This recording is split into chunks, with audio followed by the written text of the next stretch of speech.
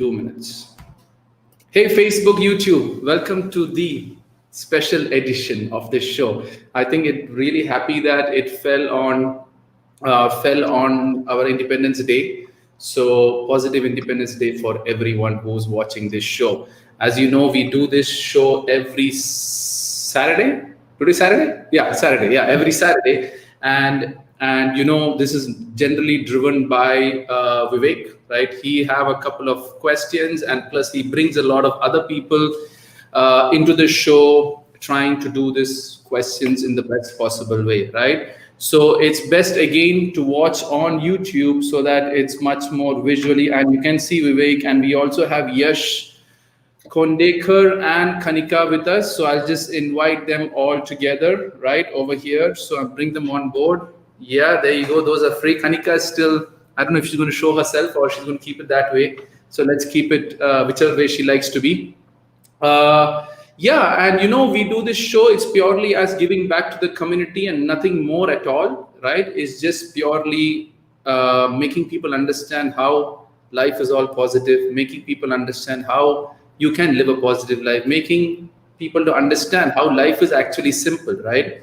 I've talked to Vivek, I've talked to Yash also previously, and I kind of made them understand how life is actually simple. And now even Kanika has joined here to ask me various questions or whatever it is, right? So we kept this as an open topic. If you see, the topic is named as open topic. So it's purely a complete open topic which you can ask me. It's similar to Ask Deek, but then Vivek have specific questions to ask me. So I'm going to reply to that. Plus, I think Yash and Kanika would also have. So yeah, Vivek, I will hand it over to you and you can keep the ball rolling. So let's today give the chance to Yash to start the session. Yay, Yash. Right, go ahead, Yash. Sir, positive evening. Positive evening. See, that's a good start. People who are influenced by me always starts with a positive evening or positive. That's really great. Yes, to see that. Go ahead. Yes, sir. Sir, our subconscious mind plays a key role in taking decisions. So how do we program it so that it works for us rather than against us, so that we get positive thoughts for our mind? Very good question. So let me tell about subconscious mind a little bit, right? Don't get it too complicated. Let's make it very simple to make you understand what subconscious mind is all about. So let's see it from this way. So let's do it from this way. How do I give you a very good example to make you understand? So it's a glass of water, right? Think everyone's mind is a glass of water, and you have this water completely filled with pure water. Okay, so let's see, this is your subconscious mind. Then you have another glass on top of it with holes, small holes. Okay, yes. And you have that as your conscious mind. Yes. So assume you have a top glass with small holes, and you have a big glass underneath that. So yes. Now, how does water get into your conscious mind? You have your 5 senses: eyes, ears, nose, mouth, and your touch. So all your 5 senses is what actually takes the information and puts it in your conscious mind.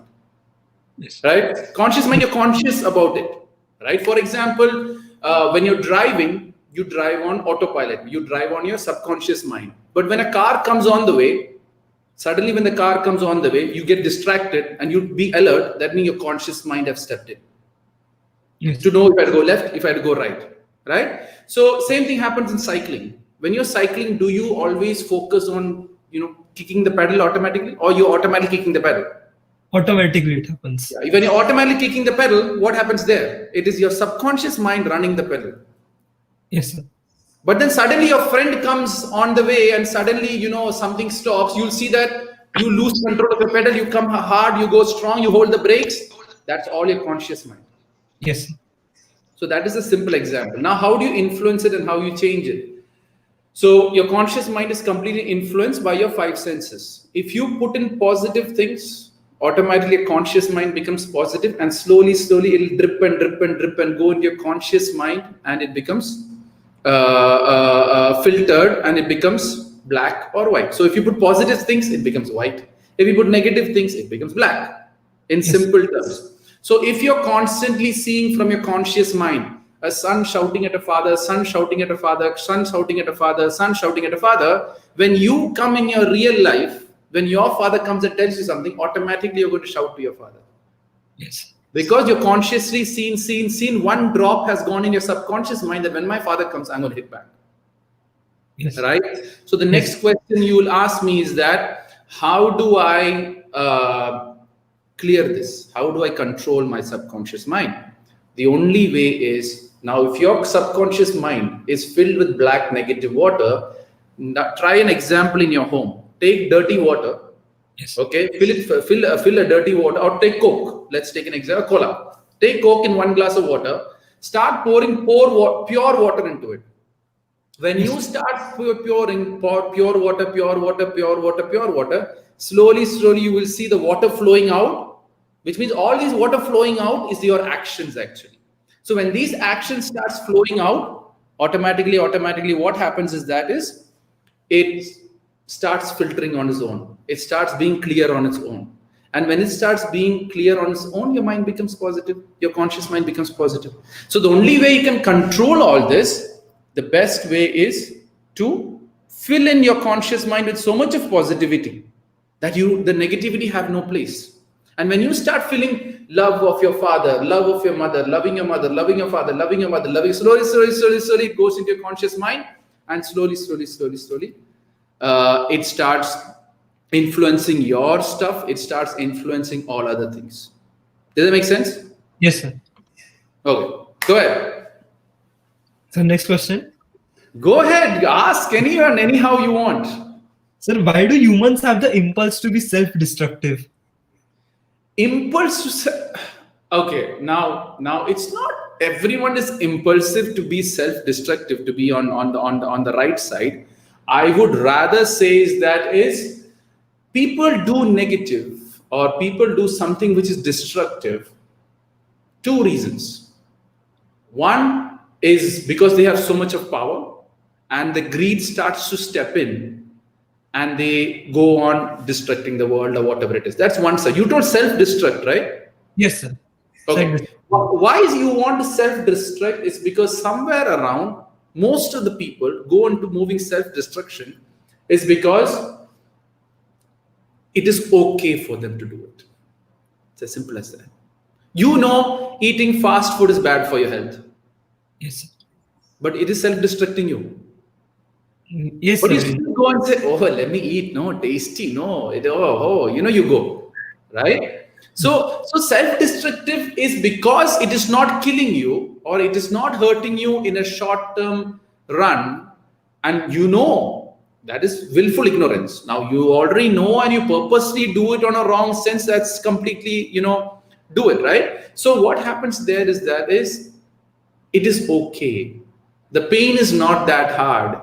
So why not I go on do whatever I self-destroy also, right? You all know that, the cola drinks, the fast, the carbohydrate drink is not good for your health. Everyone knows that.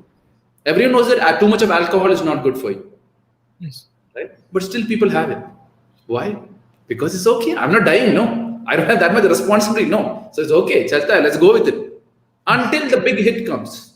Until the big hit. Maybe it can come after 20 years, 30. But the hit comes, that time you will stop. That is one reason why people are in the it is not. And then again, their subconscious mind is filled up with so much of marketing that they think that only if I drink alcohol, I will look stylish in front of the group. Yes. Right? Only if I drink cola, I will look very good in what I'm doing. Right? So if you are seeing it from that point of view, the whole thing begins to change. Right? So why they self-destruct? Now other people, why they do self-destruction is because to get attention. Right? Yes. So only if you self-destroy or do something funny or do something opposite, you tend to self-destroy yourself.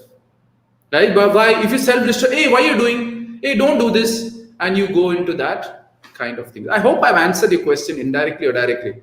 Did you get the answer? Yes, sir. Because they want to crave for attention. Yeah, for attention, many people do negative stuffs. right? I know guys who go in front of girls, take a blade in front of them. Hey, I'm going to cut my hand or I'll say yes to my proposal. Yes, sir. Yeah, I told that before. Right? Many girls come and tell me, what am I supposed to do? I said, like, let him go and die. Nothing is going to happen, right? But then people go for it and people fall for it. I know so many, like I've talked to maybe 4 or 5 girls who were in this similar trap where guys just come with a blade, and I said, like, such a weak guy you're going to say yes to, because everything he's going to make you do with showing a blade in front of your eyes, right? So you're just going to kill yourself at the end. And finally, last day he'll say, kill yourself, then I will cut myself, and then everything goes hayway that way, right? Yes, sir. I hope I've answered the question.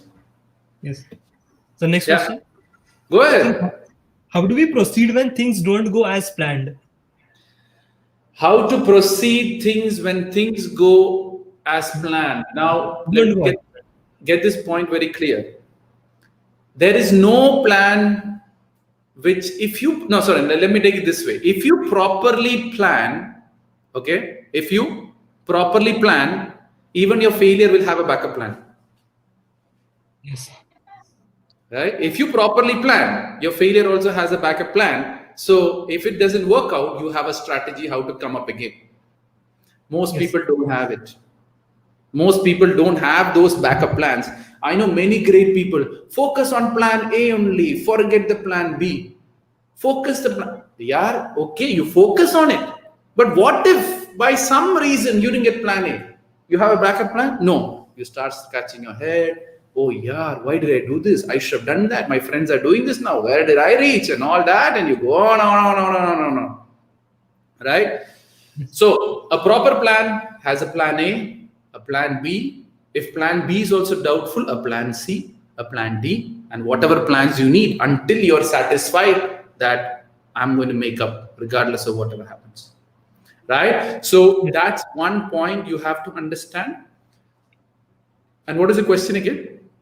So how do we proceed when things don't go as planned? Okay, things go on. So if you have a backup plan, things will go well. You're just going to pick it up and start working on the backup plan and see if you can jump up to your proper plan, which you have actually planned, right? So you go with plan A, you didn't get plan A, you go to plan B, start doing a plan B, see if I can jump to plan A, anyway I can jump to plan A. And whenever you have an opportunity, jump back to plan A and go on with it. Yes. Right? So that's one thing. Now, if you don't do it this way, then it's a problem, right? Now, if you don't do it this way, your next best option is, if it doesn't go as planned, you have to find out what's wrong with my plan. If you keep doing the same thing again and again, the results won't be different, right? So when some unplanned things happen, analyze the whole situation. What did I do wrong? Is there any changes which I need to make? Is there any opportunities which I need to make a difference? Is there anything around that, right? And start building up from there. And if you're a God believer, non-God believer is a different discussion altogether. But if you're a God believer, sometimes your plans won't work out, because on a longer run, maybe it's not good for you. So God will never give you, right? So that's the other side of the story. So whatever happens for something for you to learn. If you focus on the learning, life becomes positive. If you don't focus on the learning, then it gets complicated. Does that make sense? Yes, sir. Okay, go ahead. So sometimes when we look at a task, example, if we want to run 100 meters in under 10 seconds, I know it is not possible. But how do I convince my mind that it is possible? You're an athlete? Yes, sir. Oh, that's 100 meters. I used to be a 100 meters runner. Yes, right? sir. You had told in that session of running. Yeah, my time was 11.27. That's my 100 meters time. Right? That was a long time ago, 10 years ago. So there is the reality and there is the truth, right? So what you got to understand is that everyone have a certain capacity. You have a certain capacity. You compare. That's why I don't know if you saw the video. Everyone can't be Sachin Tendulkar. Yes. Right? Yash can be the best Yash, what Yash can be. Like Vivek can be the best Vivek, which Vivek can be. Yash cannot be Sachin Tendulkar and directly jump to his post. Right? So 10 seconds is for the Olympic runners. Right? So what you have to do is what is my current timing now? If it is 11 seconds, no, forget 11. If it's 12 seconds, can I make it 11:45? If it is 11:45, can I make it 11:30. And you keep improving it on a weekly basis or a monthly basis or a yearly basis. And then slowly, you get to the 10. Sometimes the body won't get to 10. You're not physically made for it. Maybe you need a coach. Maybe you need a trainer to get you to that 10. But after training, you'll come to know that, oh, it's never going to be 10 because I'm not physically built for that. I don't have the right setup, or I don't have something which is going to support me. That time you got to accept the fact and try to go into 200 meters in 20 minutes, because some runners can't do 100. You can pick 200 and win the 100 runners, right? Or 400 or 800. But at the end of the day, don't go on trying to break records. That's what I tell people. Try to break your own record and keep breaking it. You will reach the 10 seconds. Yes, sir. Did that make sense? Yes. Okay, go ahead. Sir, when we feel low or demotivated, what should we tell ourselves? Like, what kind of pep talk should we give ourselves to make us motivated again? First of all, my question is, why do people get demotivated? I have no idea, right? So when failures happen, why do people sit and get demotivated? The point here you got to ask is that, okay, this has happened to me. What do I do next? Sitting in demotivation is like you're having so much of expectation to get something. You have such a big plan to do something, and then slowly that doesn't turn up, and that is when you get this demotivation. Like, I sometimes don't understand. Sometimes people use this demotivated topic just to get some attention, or just to feel that I'm not worth it. Just make it, hey, no, yaar, it's okay, yaar, to hear that from their friends. That is why they give this excuse of demotivation. Yes. Oh, like you have you on your birthday, right? Are you not motivated for the whole day? Yeah. Think every day is your birthday. Enjoy. What's the problem? Every time I wake up, it's my first birthday. Every time I sleep, I go and die. And again, morning next day, I wake up. So you're always motivated. Why birthday only you're motivated? Remaining other days, I'm not. Yes. So it's all made up. All this complete concept of motivation is completely made up stuff. People are being sold on these motivational concepts. Guys, birthdays, you're always motivated. Why can't you make every day your birthday? Is a question which I ask everyone. And why don't you feel special every day? Why only birthday I can feel special? Like, for example, Independence Day. Why only you have the feeling of India only today? Have the feeling every day. That's why I normally don't celebrate these days, because Mother's Day, Father's Day, Valentine's Day. Yeah, love your wife every day. Why you want special Valentine's Day only to show all the love? Yes. Right? For Mother's Day, mother, love your mother. Full stop. Not why you need a special day to buy a special gift on the Mother's Day. Yeah, marketing people are just, businesses are just making money out of you. That's all. Yes. Right? Did I answer your question? Yes, sir. Okay, go ahead. Sir, how do we overcome past trauma or some bad experiences? First of all, when bad experiences happen, your first point should be, why did this happen to me? There's a reason as to why this has happened to me. Once you know why this has happened to you, you'll be constantly focusing on what is the reasons, what made me this bad trauma. There is a reason. You won't be just given back. No one will come and slap you like that. Will someone slap you? No. You're just standing there. Someone will come, oh, they'll slap you. No. There is a reason when everyone comes and slaps you. Right? So the point you have to understand is that, why did life slap me? There is something I've done wrong. There is something I didn't understand correctly. There is something which has actually irritated me, or something I've definitely done wrong. That is why life has come and slapped me. So question that, why did life actually slap me? And start working on to that and see how I'm going to make my changes. Bad things will happen, and bad thing is a point of view at the end of the day. Right? The person who's doing you bad will feel good about what he's doing. So again, it's a point of view. But then, how do I improve? How do I make the next difference? How do I change that? That's much more important. Got it? Yes. So next question. So Yeah. how to take the correct decision in life? How to take decision in life? First of all, you should know what's your strength and your weakness. Right? If you know what's your strength and weakness, then only you can take proper decision. Because first you need to know yourself and what you can do and what you cannot do. so that you can clearly differentiate which decision is right for me and which decision is wrong for me. Yes. Right?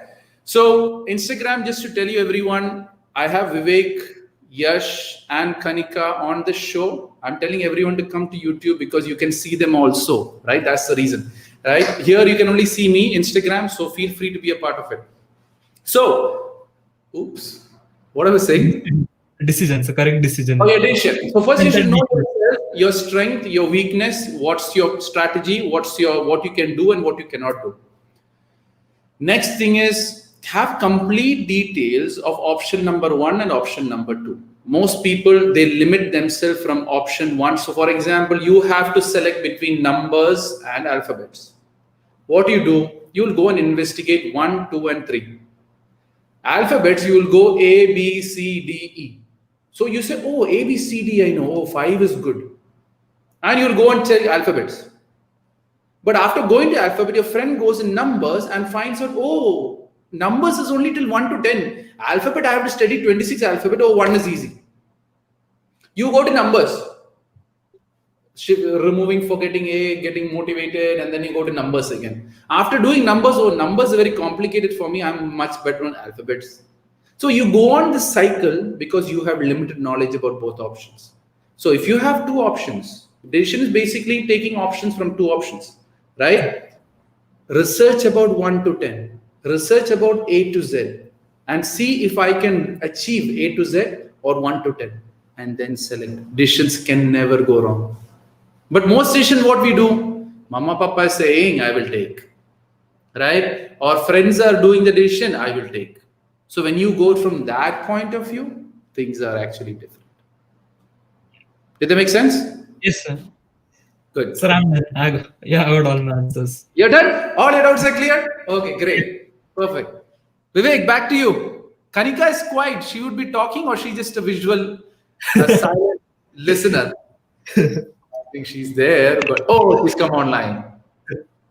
Yes, sir, I'm available. I have questions. It's like, I don't want to interrupt you because you're... No, go ahead. Shoot. Let's come to you. Okay. Okay, I have a question like you were talking about people. So I just want to know, how do you trust someone and what just happens when somebody breaks your trust? How do you get to trusting them again? Okay, trusting. What I tell about trusting is very simple, that when you talk about trust your mother, father. They're never going to break your trust. 90% they will never break. You go and do something very, very stupid or dumb, only they will break that trust. Right? Second thing is trust your husband or spouse, whoever you get married to. Brothers, sisters until marriage. Children's until marriage. Because after that, whoever comes into their life partner can flip around, can change their life and work against you. Remaining everyone, don't trust. Because what happens is when the situations change, or when people begin to change, when their environments begin to change, when their experience begin to change, they will have to break your trust with time. At the end of the day, anyone who you trust has a financial crisis other than within your family will come and ask you for money and can always cheat you with money, because their family is much more important than you. Right? So first point I tell everyone, whoever you're meeting, whoever you're talking to, whoever you're having a deal with, they can always cheat you. Go in that expectation and go and do whatever you want to. For example, Yash, maybe you're talking. I always say, okay, Yash can always cheat and he can suddenly disconnect this line and go. Vivek can also disconnect. I'm ready for it. Right? So what? I'm not keeping an expectation from Yash or Vivek or Kanika. You can always drop the show and go halfway. But do I keep that trust over you? No. But if I keep that trust, Yash is going to be there for the whole time. Vivek is going to be there Kanika's over. I keep that expectation going on, and suddenly Yash will drop. Oh, my trust is broken by Yash. How dare he did that? He shouldn't have left that. He should have actually told me without telling he went. And it goes. And you build up these all stories. Maybe Yash has his friend who's against me. That's why he did all this. And you build up stories and you have free time. You begin assuming and you start making your own stories. And then you think that, oh my God, you just go into that thing, right? Now, that's just about the trust, to give you an overview of how I see trust is. Now, what if you still cross the limit and go and trust other people and they break your trust? What am I supposed to do? Yeah. You can talk to the person, that's not an issue. But the point here is I always say, after someone breaks the trust, if you really want it, give one more chance. But don't fall for the words. Look at their actions and decide if they're trustworthy. Most people, they go by the words. Oh, to now onwards, I'm never going to do it. Oh, now onwards, you can trust me. Oh, now onwards, I made this mistake. I've learned from this. You see, I'm going to change and show you the change. These are all words. See in the action, is that person changed or not? See in action, if I'm still seeing the old person or not. If it's still the old person, there are chances that it can work against you. The best joke or the story which I tell people is, if the robber comes in front of your home and asks you where the gold is, would you show the gold? 99% you won't show the gold. Why? Because you know he's a robber and you know the value for gold. So trust only within your family. Anyone outsider can always break your trust, because there will be their family influencing them against you with time. Did I answer the question, Kanika? Yeah, absolutely. And I have another question also, and you Go gave ahead. an amazing answer. So, Sure. the other question is basically why someone else's opinion matters sometimes, and if it matters, or if I say, okay, it doesn't matter what people think, then why do I still get affected when I'm not able to achieve that goal? And I see people, they have this kind of riches and that kind of riches. Oh, that's a very good question. Okay, so let me. There's 2-3 questions. Can you just repeat it once again? Just want to know where to split it. Can you repeat Okay, the question? basically there are two things. So others' Yeah, opinion that matter, and if I yeah, forget the other opinion should not matter, then yeah. why do I get affected when my goals or whatever achievements I had, I'm not able to achieve that, and I still start comparing? So when you say others, is it family or outsiders? It's basically outsiders. Outsiders. Okay. So outsiders will always have an opinion about you, regardless of whatever you do. You do good or bad, they will always have an opinion about you. And that opinion is based on their experiences or their exposure to a certain life experiences, which has made them think or have an opinion about you. So get this point very clear. Opinions are based on their personal experience, and your personal experience can be different, which gives you a different opinion on the whole thing, what you're watching or what you're doing. So accept the fact that people will always have an opinion. Now, your opinion from outsiders is saying, don't do this, you go and do it. And sometimes you tend to fail. My question here is that when you went against this wave and went and did this, you failed. Did you have a backup plan? Because if you don't, see, whenever you go against the wave, there are chances that you need to have a very strong backup plan. Because if you don't have a backup plan, the same people is going to come and laugh at you. And when the same people laugh at you, you feel bad about it. But then what if you have a very good backup plan? When they come and laugh at you, yeah, I was already planned to fail. Right? I planned to fail. I had this backup plan. So that's why in case if I fail, I take this new approach and start flying again. So, and second thing, third thing, you're not answerable to anyone about your life other than your really family members. Get this point very clear. You're not answerable to anyone other than your family.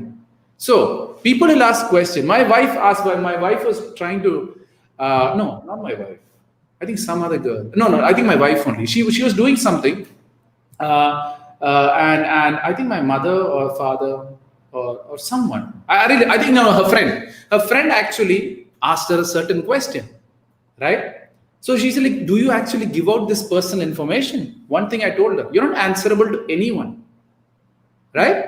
You can ignore the question altogether. So when people are coming and hitting you or people are making fun of you, just smile and move on. It's their opinion. It's their exposure which has made their opinion. So what difference does it make? Nothing. Did I answer the question? Yeah, absolutely. And in case there's something which I'm not 100% replying, feel free to counter me, challenge me, don't take it one-sided. So feel free to counter me also. Yeah, sure. So Yeah. I have one more question. It's Yeah. about money. Yeah. So sometimes you're judged based your money, like how much you're making every day and every month or whatever. And Yeah. sometimes your skills are appreciated without money. So how should I tackle this? How should I think about money as what? How is it? See, How should I calculate my worth basis money? always remember something. The true judgment is always done after you leave this world and what the world is going to talk about you. So when you leave this world, you can have a lot of money. But at the end of the day, when you leave this world, do people judge you in a positive sense or a negative sense? Ah, this guy made a lot of money and crap. He just spoiled his life. He never helped anyone in the world and that death. Or oh, like for example, right? Dr. Abdul Kalam, that's the best example I always give to the world. He didn't make that much of money. But then after he passed away, worlds are making his statues, his respect, his fan club, his messages are being circulated so powerfully that, on a longer run, he's always remembered even after he left this world. So the question here is you got to ask is, yes, money is important. It will give you a certain fame. But then how long can you hold on to this money? That's the first question, because most people can't hold on to this money for a long time, right? Because obviously, physically, mentally, you will get weak. And once you get that weakness starts hitting you, the control of money begins to lose, and it just forwards on to various other people, your children, and it goes on from there. But then if you're not a good human being, you have all the money, it doesn't make any big difference, because people are going to talk down about you after you leave this world. So it's not about the balance of skill, or it's not the balance of work, of the money at the end of the day. It is how you be a great human being with the money which you have and with the skills which you have. When you utilize it in that right sense, that is when you get that real fame, which is genuinely coming from the heart and not from the mind, where people are just telling you just to impress you to get some money out of you. Right? So, for example, right, as I said, Abdul Kalam, right? So when he left this world, I think he had none of his properties or whatever it is. He just had some small home and a couple of books, and that is all he had as his thing. But then the world sees that he's one of the greatest leaders that India has ever had. So money or skill had no value if that cannot be transferred or in the right sense to the right people, so they see that true value within yourself, and that is when you get that value which you are asking for. Did I answer the question or no? Not exactly. I'll say, because the Abdul example, in Yeah. that the role was about power. So you're somewhere famous, you have that power, wherein you can say, and you are at a stage like, then money won't matter that much. You'll be like, I should spread knowledge. You have that kind of mindset at that age. At least you should, if you're a very good human being. Okay, Yeah. but at a very young age, you are running after money. That is very common. Right. True. So people will judge you basis like, okay, you're making 10 lakh a package. Maybe you got some skills. And that is how companies on a 90% basis, they judge you like they are from IITs. After that, they have that 12 lakh package. Why should I pick a fresher over an experienced person or over a tagline person? So how is that? I need that example. So good question here. So what happens is at the end of the day, people can come from various educational background. But the question here is that who can solve the problem at the best, right? So if there's an IIM guy and there's a random guy who's off the street, literally day and night, studied whatever the IIT was teaching and went way above his knowledge and researching about so much of thing, at the end of the day, if he can solve the problem much more better, and if he can prove the company that he can solve the company better, he will be appointed. Maybe you might get rejected because you don't have the IIM certificate. But the point here is when you are in IIM, you have a certain standards to meet. There he tends to lose a lot of time, which you have the luxury, where at that time you just play around with life. You just enjoy your life. You want entertainment. You want to watch movies. Now, if you're going to in versus an IIM guy and you don't have an IIM degree, are you having the skill and the capacity which equates to IIM or above?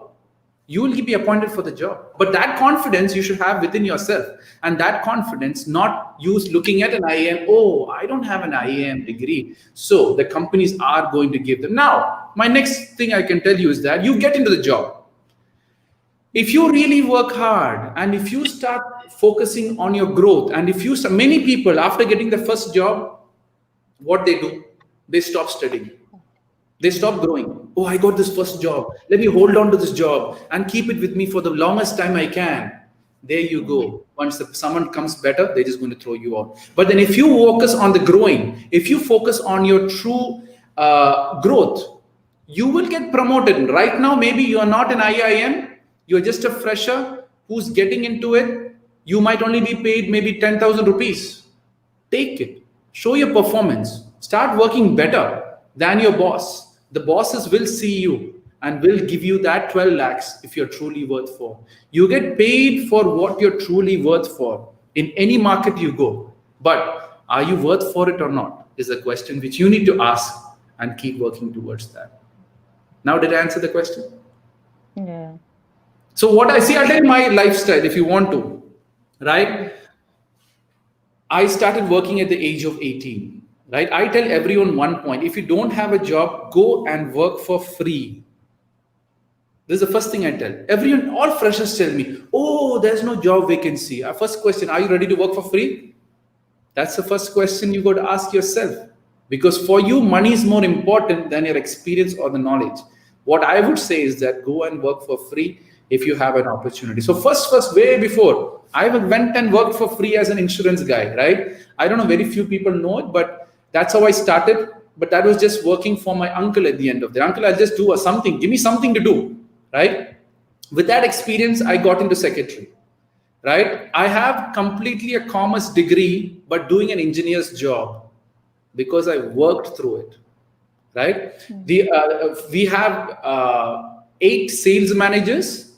Out of that, me and one guy in South America are the only commerce guys. Remaining all are engineer backgrounded people.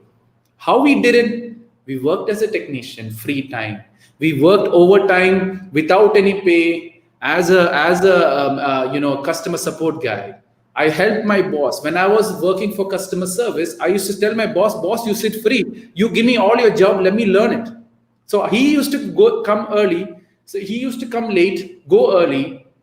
And I was just learning his job. And my promotion happened because the sales manager wanted to sit free. He said, would you like to join my department? And that's how I got promoted and became a sales guy, right?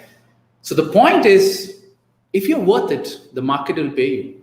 But not just sitting there. IIMs all get the opportunity. They are much more better. Skill can be earned anyway. You don't need to go and sit in IIM to learn about IIM. Open the books of IIM and open it and start reading it. Start learning it. The syllabus is available. Read the topics related to it. Go and meet an IIM friend. See what books are there. See what syllabus they are doing. Do it. You're equal to an IIM. Don't think that only if you have a certificate from IIM, you are an IIM student. The syllabus and what you learn from the syllabus is what makes you an IIM and not that certificate. So I'll tell you one simple question. When you go to the interview, and you know it's all IIM, you're the only odd guy out. And in the interview, you tell to the interviewer, I know I don't have an IIM certificate, but I've learned the IIM syllabus. I know every single context or every single topic which is taught in the IIM. You can ask me any question from the IIM thing. I will answer. Do you want an IIM person who followed that pattern or who was off and who still know what the IIM knows? You are much more valuable if you show that in the interview. But what we do, oh, IIM guys get the job. Let me watch TV for some time. Oh, let me just enjoy for some time. Let me just have some relaxation time. And then you ask, why is the world not fair? Are you fair to the world is the question which you need to ask. If you're fair to the world will be back fair to you. So, and plus if you really look at it on the other side, supporting the IIM, they pay a lot to get into IIM. different people pay different monies to get into it. So they need to get their return back. So also they get a high package also. That's the other side of the story, which you didn't pay, why they should pay you, right? So there's many ways of thinking as to why a certain people tend to get a certain type of salary. Now, did I answer the question 100%? Yeah. So in this only, I have a question: is that money basically is a factor in judging a person's capabilities at a young age when it comes to career? No, it's your performance, not money again. Right? Okay. See, what you don't Basically, understand it's is whatever your dream is, whatever your dream is, go and work for the guy who's the best at it free of charge. You'll be much more valuable than anyone in the next 1 to 2 years, because you're going to learn so much that gives you the edge. I tell this also when you're doing your college. Yash, what do you do? MBBS. MBBS. Okay, so he's going to the doctor side of things. Okay, so even though he's doing MBBS right now, my suggestion is talk to doctors. Try to see if you can have communication with doctors. Try to see free time he can go and work in a clinic. So he understands the system, right? Rather than going in, oh, I've done my MBBS, I need to go and relax and sit in front of the TV. Go to a clinic, sit with a doctor. You don't lose a doctor. I'll come and help you as a nurse. I'm doing my MBBS, give me nurse's job. I will do it free also. And when you start doing that, you're going edging compared to every other MBBS student which is sitting there. Right? So you go to any random clinic, doctor, I'm doing my MBBS. Is there a possible I can work under you? Every Sunday I will come, or every Saturday I will come, or every weekend I will come, or holidays. Whenever there's holiday, if your hospital is open, I will come and assist you only. I just want to see how you're doing. It's an extra hand for you, and I would also learn. You also get benefit, which I'm working for free. So what happens to Yash? He's doing MBBS from a normal college, not the great MBBS college. But then he worked under a doctor for his 4 years. Now, when a guy who did it from his great college, and when Yash with a normal college working under a doctor, get a reference letter also from that guy, he's much more valuable in the market. So don't tell me that we don't have experience. If you're willing to work for free, there's always an experience waiting for you. But first, work for free. If you don't have that pay, or if you don't have that salary, right? For me, when I was working, when I started at the age of 18, I always used to go and help everyone in the organization, because I want to learn their job and see which is the best job which I can jump up to. Everyone. I worked as a technician. When I was working in stores, I worked as a technician. I worked as custom service. I worked in sales. I worked in HR. I worked in materials, everywhere, sitting overtime. Instead of going home and watching a movie, I chose to sit in the office and learn the craft of the job, which makes me much more valuable in the market. Now, did I answer, Kanika, the question 100%? Yes. Good. Thank you for answering. Yes.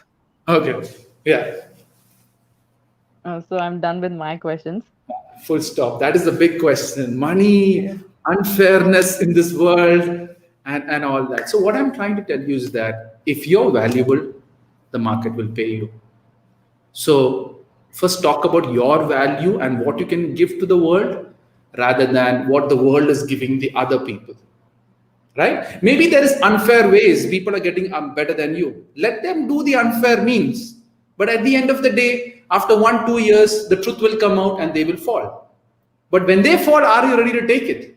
No, you're all sitting there, oh, I lost this opportunity. What am I supposed to do? How it is fair? And you sit there. The other guys fall, opportunity comes. Again, Kanika is not ready. She loses that opportunity. Someone else will be taken. And then it just goes in the cycle. Kanika being where she is for the rest of her life, she'll be just blaming the whole system. She'll be just blaming the people of being of their unfairness. And he'll just go on. And then finally what we say is that you tend to die a guilty death, or you transfer your dream to your poor children who have a complete different dream.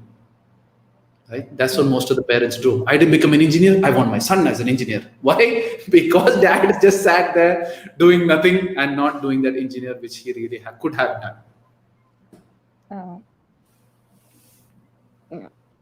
Full stop. No more questions from Kanika now. Yeah, so basically there is no age to anything. You can do anything at any time. Just put your heart to Anything. that. Yes, because the thing, see, I always tell people, many people tell me this also. So, like, I have this dream, my parents are not allowing, right? This is a standard question I get from many people. The first simple thing, do you have free time? I ask the question, what do you do for free time? Sir, I relax. I just go out with my friends. I have parties to attend. I have various things. Where is your dream? Oh, nowhere. That is all gone because engineering my father forced me to do. So everything is gone. I say, free time, why don't you go and work? Why don't you go and do your dream? Why don't you follow the thing what you want to do and test it and try it so that you get into that thing, maybe or maybe not, right? So that is how you got to see. Never ever kill your dream. There is always a way, because the dream which is coming within you, only you know it and no third person can justify it. But then free time, all depends on how you utilize that free time which people get, which makes the difference compared to anything. Got it? Got it. There's more questions coming here from Ashish. Okay, there's counter questions coming. How do you use other money and skill to benefit from bigger costs? You know, first of all, my belief is that don't get into using other people's money to make more money, right? Okay, it's from the business side of things. You can think it from that point of view. But at the end of the day, so basically you're telling, how do I take loan and start figuring out this life, right? Which is others' money. See, at the end of the day, it is not your money. Whatever you do, you have to pay back a certain percentage to the other people. So whatever you try to do, at the end of the day, it is someone else's money. So that's not your energy. Now what happens? Many people who take some other's money, COVID happened. Now what he's going to do? Start scratching his head. How do I pay back this money? Many people are struggling with their EMIs because they bought an iPhone which they're not worth for, and they go after that iPhone and they got it paying monthly installments. And then what happens? COVID hit, no job, you lost your job. Who's going to pay for the iPhone? You again scratch your head. And like yes, people will say, why is life so bad with me? You know, it's not fair, right? So what happens there? I always tell one thing to everyone. Only buy things if you can buy that thing twice at that time. So if you want an iPhone, you should have the capacity in your bank to buy that 2 iPhones. Then buy that 1 iPhone. That is the best way to understand how much my true worth in comparison to the money. Now, if you're doing business, if you want to grow your business, you're taking loan, that you have a strategical plan for it. That you have a strategical plan. I take the loan, this is the installment, this is the return, this is the profit I'm going to make. That is different. This, I think, is simple as how to use others' monies and skills to benefit. At the end of the day, someone has to pay. Nothing is free in this world. You always remember this. You can use other people's money and other people's skill also. But then you should know the capacity, how to manage other people's money and other people's skill also. Because if you don't know how to manage other people's money and other people's skill, you're going to spoil your life and their life also. Next question is again from Ashish. Whatever's important for you will be more valuable. So for your boss performance will be more valuable than your money. Ashish, I didn't understand that question. Whatever is important for you will be more valuable. Yes, whatever is important will be more valuable. So for your boss performance will be more valuable than your money. I didn't understand the question. Sorry. Yeah, go ahead. Vivek, the ball is on your court now. So I'm having very crazy questions today. Good. Oh my God, my Instagram is gone. Oh, just 1 second, guys. I think my battery is dying on my phone. Just a second. Oh, that's bad. Sorry, Instagram, your battery is just dying off. Let me just put that charger on. Oh, it's safe and fine. Pramod is quickly asking on Instagram, what is success? Success is basically growing from yesterday to today. And you keep growing in your life and keep doing that for the rest of your life. You're all successful, right? Go ahead, yeah. Vivek's crazy questions coming on the line. Yeah, go ahead. So I was like, there'll be some of the situation in life where you can do that. So let's say for an example, to earning money. For an example, okay, I'm taking my own example. Yeah. So I know like I can get good students, right? But I don't work hard on that. So when I work hard, when I need that particular money. Okay, so let's say like full month I'll be enjoying or I'll be doing some other stuff. I know if I set and if I do it very formative, like in a very formatted way, it can be really good one, like really great one, which I cannot even like, which is possible, like it's not impossible. Yeah. So what I do just 2 days before, I put it everything, I get the enrollment and done, and then relax for the full month. And then working on some other stuff, and on daily basis I used to think every month, like this month I'll go with a very formatted way, let me like work more for the continue part of flow, but it doesn't happen. I don't know why it doesn't happen. Every day I like every day that goes busy as well, like working some other stuff. And let me see, let me give you, did I tell you the dog story with the nail on his leg? Did I tell you the story there? No, I don't think I told you. Remember, So let me give you the story here, right? Once upon a time, that's how all stories start, right? So once upon a time, there was a guy on his chair and his dog sitting on one. This is told by one motivational speaker long time ago when I was reading about motivation.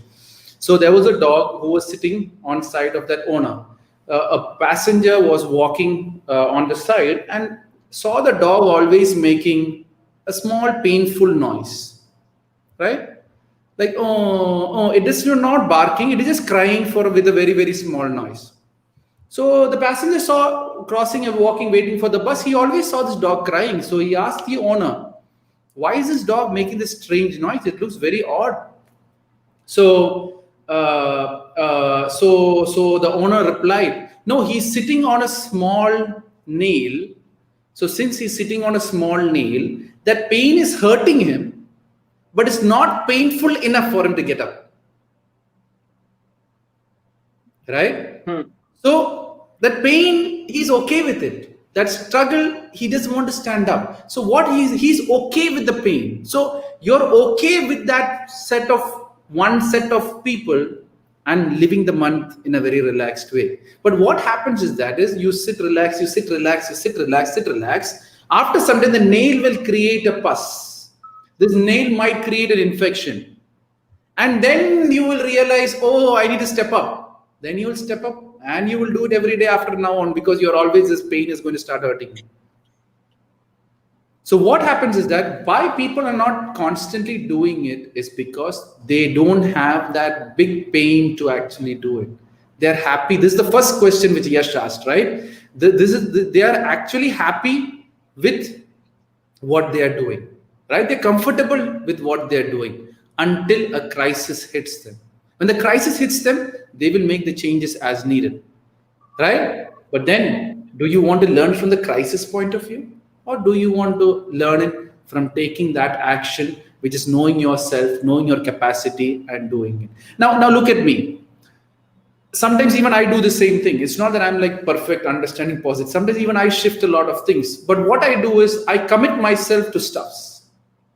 Right? If someone says, can you meet? Yes. I always give direct yes. If my slot is, I give yes. So that I'm committed already. Why do I have 5 shows? I'm committed for the 5 shows. I know I'm going to perform in that 5 shows. So what I'm doing, I'm using other people's request to get me pulling back and start doing it. So I know the show, I promised everyone, I'm going to run up and get ready and come. Right? So that is how you forcefully control your time with other people's input into it. So what you need to do is get more trainings on the week rather than one magical training, so that you have more time and more kids will help, or you can help more kids. Or if you don't want that much money, start doing for free also. Right? For example, now you have committed on a weekly basis to do the show. You are committed. Right? So forcefully, you will wear a suit and come in front, regardless of whatever you do, right? Even the whole week, you're not wearing a suit, but this show, you're going to come with a jacket. How? Yeah. That is how you play that game. Give promises so that you overperform, rather than sitting in, 1 month only. No, let's do it in whichever way it goes, right? Now, for me, I have so many videos which I need to do. I leave it that way only, right? But then, you need to get that act. So because when you think it's okay, everything is okay. But when you think it's not okay, it's okay is not okay also. So the point is what is okay for you and what is not okay. But my thing is that everyone have to improve their performance on a daily basis, which means you're doing one training in a month. Your next target should be 2 trainings in a month. Next target month, 3 trainings in the month. So that you push yourself on that growth wagon, so that you automatically, that wagon will get you the next growth which you want. Does that make sense now? Did I answer the question? Yeah. Vivek is in deep thought now. Oh my God. When the infection is going to come, when the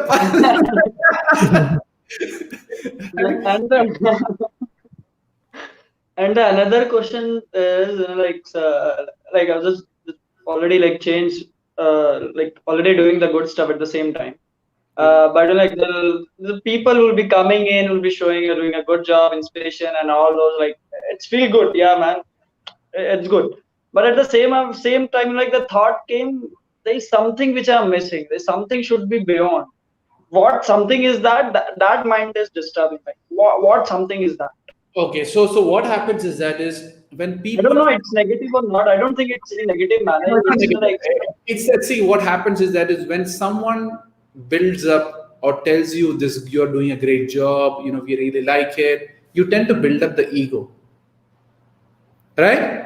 So every time when someone gives you a compliment, if you don't direct it into the right way, which means, be thankful to God, or, be thankful to your teachers, or be thankful to your parents, if you don't transfer it to the right people, if you start taking thank you within yourself, the ego starts building up, and that will start bothering you with time, right? That's just a common thing, right?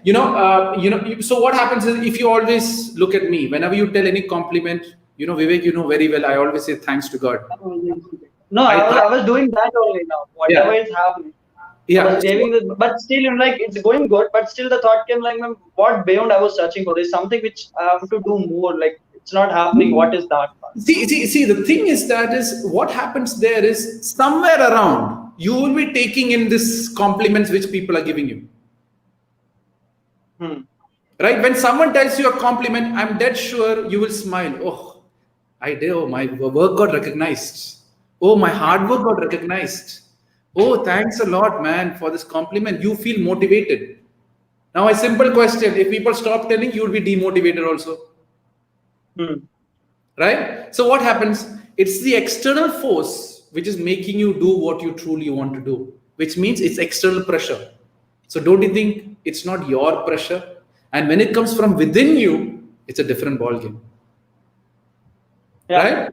So what those answers you're looking for, you need to get back and connect with whatever source you are and start improving. Now, for example, you're doing training on a monthly basis. Make it 2, make it 3, make it 4.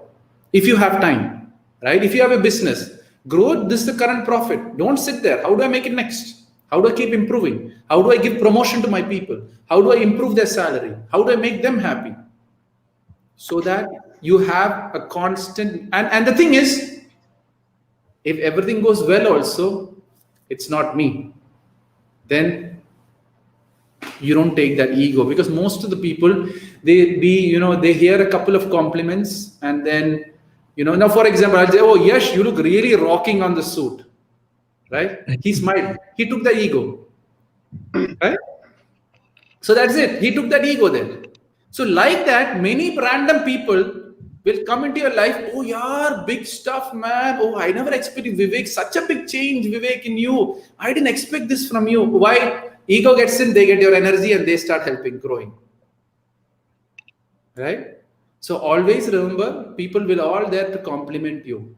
Your point is, how do I deflect the compliment so that I don't take it in my heart? Keep it in your mind for your happiness, but don't take it in your heart. Most people take it in their heart. And when it starts suppressing with this ego, with this thing of who I am, and all this conflict will start coming in, and then you will say, why don't I feel complete? Because your heart is filled with every other person's compliment, what they have told you.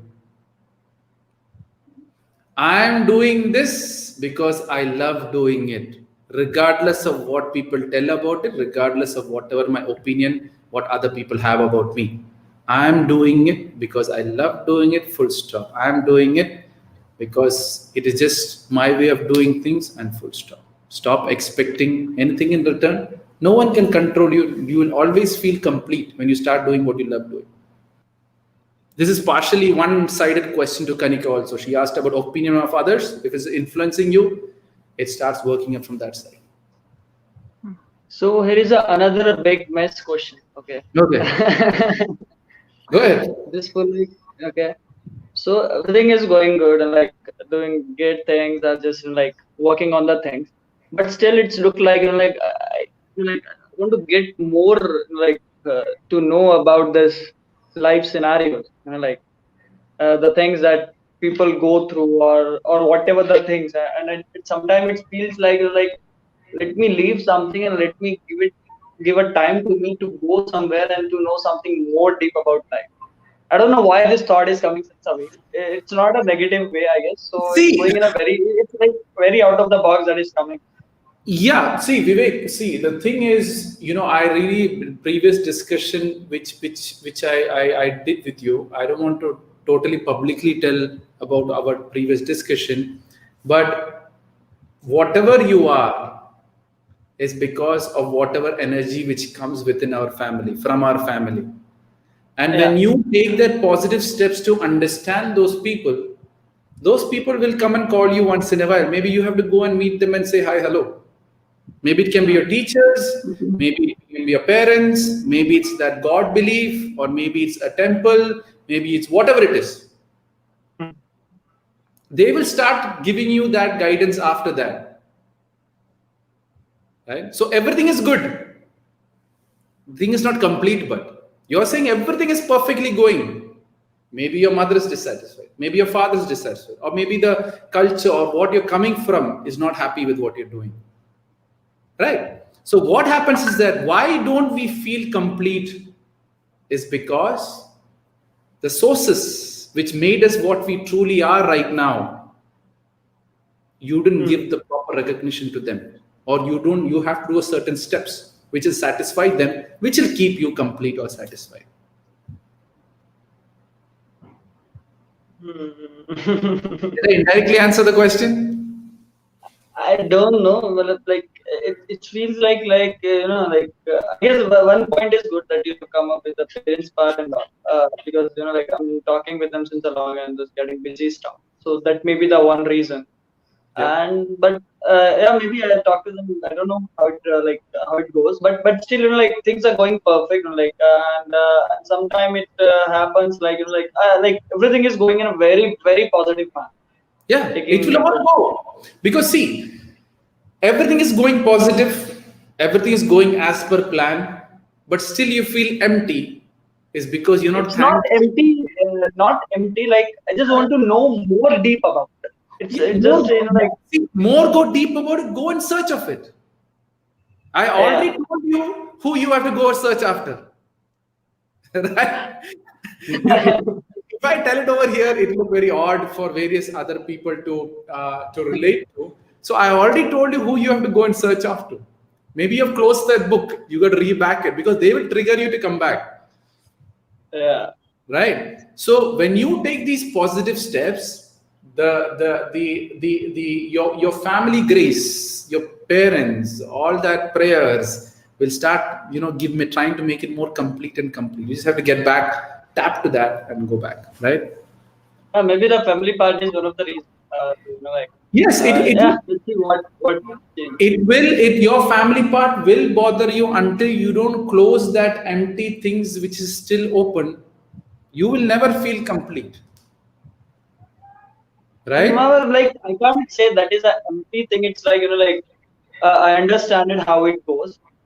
Okay, so I'm working in that manner. It's going very perfect, but still I want to go more deep in that and to identify how this life part works. Yes. So that's what. So when you have felt the vibe, next is to how can I reconnect more stronger to this vibe. Yeah. The problem is it's like just go and be a monk. Yeah, no, it's not going and being a monk at the end of the day. That's the thought, like not actually in actual part. It's just like Hold on, just hold go on, and hold on. just See, find the answer. Like, what I tell people is that trying to be a monk and whatever it is, you're running away from the realities of life and trying to understand the spiritual aspect. The real spirituality is being a monk in the most disturbed world. yeah. Right? Everyone wants to leave this world and be a monk. Okay, you can leave this world and be a monk, and there are great people who have achieved that. But if you're on this human level, it's how to be a monk in the most disturbed surrounding. That is the true monk from my objective or my view of being a true monk. The other monks who leave this world and do is for a bigger purpose or a bigger world or bigger thing, right? I don't know if the monk is listed in your name, but I don't know. That depends on whoever's calling you, right? So, right? So, I hope I've answered that question. Yeah, I guess I have to figure it out. I got the answer. Perfect. Yeah. This is what is like just what's like disturbing sense. Not disturbing sense, just like in day in a while where I was just sleeping. It feels like, man, it's good. I came to know each and every bite. Like you know why you are eating rajma. It's fine, you know, but you know more deep about that rajma, how it cooks, how it made up in the seed, how the farmer do it. So go that ahead is how. That's what you got to do, right? Go and read about the. See, Yash and Kanika and everyone, when he talks about Rajma, I know what he's talking about, right? So that's our coded language at the end of the day. Answer. Right? So what you need to find out is what is this Rajma all about? How is the Rajma giving the energy? What is the core? What's Rajma made of? Why this Rajma is coming to me and why I'm eating this Rajma? Question it. Go and search of it. Read the stories about Rajma. And then slowly you'll get to know more about it. You're still saying, Rajma is making my health good. Oh, okay. Let me hold on to Rajma and go. Right? That's how you're going right now. No. Like it feels like okay, this is something good which I love to do from heart, and I'm doing that. So let's say you love to eat rajma from your heart. You are eating. You're loving that rajma. Yeah. But you have to know why the shape is in that pace. Yeah. How it has been made up, where it has been grown. So that it's going very deep. Like it's going very deep. Like I don't know how, but it like I was smiling. I was like, this is something great. Like I'm going beyond it. Like how because what you're trying to do is you're questioning the Rajma, right? So you have to go in search of it to understand what is your truth and what is your source. If that is not understood, it will start irritating you until you reach to the source. Maybe it'll take 1 year, 2 years to figure out the source. Maybe you might not realize the source also, but at least maybe in that search you might find it. Yeah, it sounds perfect. I guess got the answer to handle it. Yeah. Anything else? Oh, my job is done. I see. Oh, I didn't get the reply. Who's that? What was the reply? How to deal with criticism in business? Jawar, is it Jawar Balakrishnan? Is it business? Like when you say criticism in business, is it because your family members criticizing you for not going to business, messing in the life? Or is it your customers criticizing you? Or is it your competitors criticizing you? There's various factors in criticism in business. At the end of the day, if you're doing it for a good cause, if you're doing it for a positive reason, people will always criticize you. Like when I started doing these positive stuffs, many people criticize me, telling me you're doing the biggest mistake in your life, right? Why you're going and helping the world for free, right? Why are you actually going and Vivek? Many people are asking, what is this Rajma all about? Right? So see, guys, I talk to many people through different stories or different experiences and different, their culture, their religion, their gods. I know there's various different ways I talk to people as to how they understand it much best. So Rajma is the best example. I always say, if I explain you the meaning of Rajma, none of you is going to understand. Only Vivek will understand, right? As I said, my answers is always based on who asks the question. Now, whatever Yash asked, if someone else asked, my answer would be different. right? Kanika's question, if she asks me, my answer will be different because I need to make her, Kanika, understand. I need to make Yash understand. I need to make Vivek understand. So each of my answers will differ with time. Don't tell me last time you said this to this person, why is it applying to me? It differs from different people, and you know, as you know, different people have a certain experience. Jawar, I don't have a feedback on which criticism you're dealing, right? But at the end of the day, what I tell people is people will always criticize you whatever they do, and it's the same question which Kanika has asked previously, right? People will always talk. They always have an opinion about you based on their experience. If you're doing the right step, if you're doing the right thing, keep doing it regardless of whatever happens.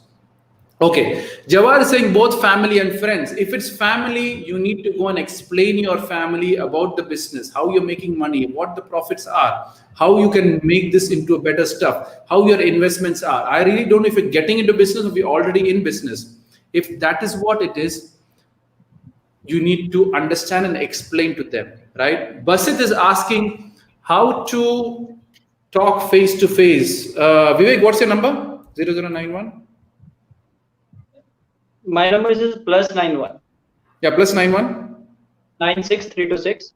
96326. 44825. 44825. WhatsApp. WhatsApp Vivek. VIVK. To be part of the face-to-face show.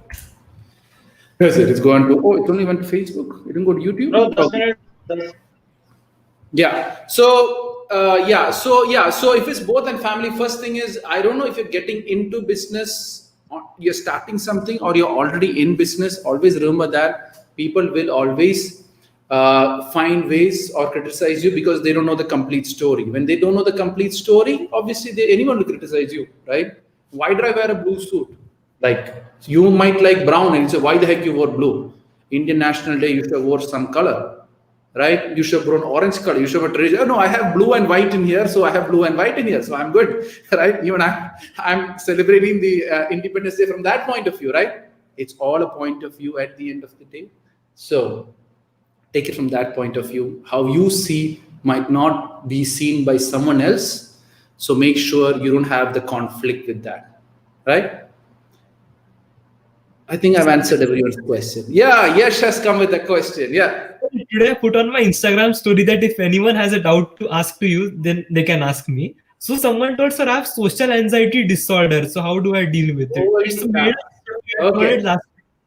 For me, all these disorders is all made up. I know many people who start telling me, sir, I have social anxiety disorder. My first reply to them is that, who told you about this? No, I went on Google, searched around and came to know I have social anxiety disorder. Okay. So my question is, if a person is seriously shy, or if a person is an introvert, what would you tell that person if you go and put him to a psychiatrist or psychologist? What are the symptoms he's going to say? Oh, he feels shy to talk to new people. He feels very bad. He can't socialize with people that very well. He is kind of not open and very closed person. So let's call that shyness as social anxiety disorder. There are introvert people and there are extrovert people. A serious artist is an introvert. A serious scientist is an introvert. So do you say all these people have social anxiety disorder? No. No. You need scientists also, you need marketing people also. When you compare and cross-compare different people's characteristic, you will see the other person has a disorder and this person has a disorder. So now we're talking about social anxiety disorder. If you can talk to me right now, yes, you don't have any social anxiety issue. Right? If you can talk to your mother, father, you don't have that much again issues with other stuffs. Now, when you go outside somewhere around, you don't understand the crowd, or somewhere around,